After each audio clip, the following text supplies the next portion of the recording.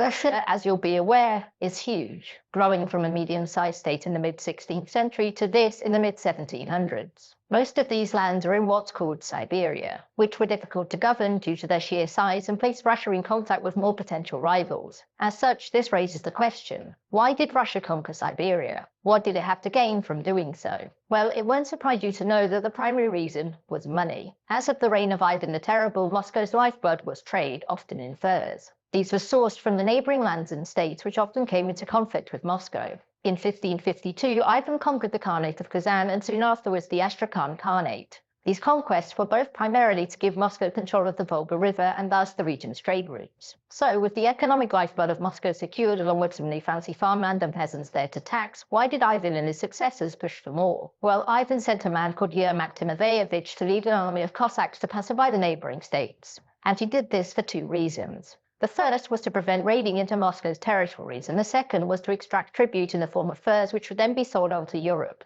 After the Russians conquered Siberia, from which Siberia gets its name, there was little in the way of organised resistance left, which as a result meant that it only took 60 years for Moscow to conquer all of this. And it made its way there because frankly, nobody could stop them. And for the Tsars of Russia, expansion only had upsides. Siberia was cheap to govern because it basically wasn't governed. Russia planted trading posts and small fortresses along the frontier, which existed to protect roads and river crossings from raiders. As for most of the people who lived in Siberia, many have little idea that they now lived in a place called Russia. In fact, in much of Siberia's north, Russian influence was basically non-existent, and some parts of it wouldn't be fully mapped until the Soviet Union carried out its censuses. It's just that the Russians claimed it, and the people who made the maps weren't exactly going to argue with them. Eventually, the Russians would run into a major power which wanted to expand into the region. The Qing dynasty. When they first came into contact, the Qing were quick to shoot at the Russians until they left. Local leaders continued fighting until leadership in Moscow formally sued for peace. It was agreed that in return for some limited trade access, Russia would renounce any claim to these lands and acknowledge Qing ownership. After both sides had agreed, it wasn't long before the Russians took everything to the north.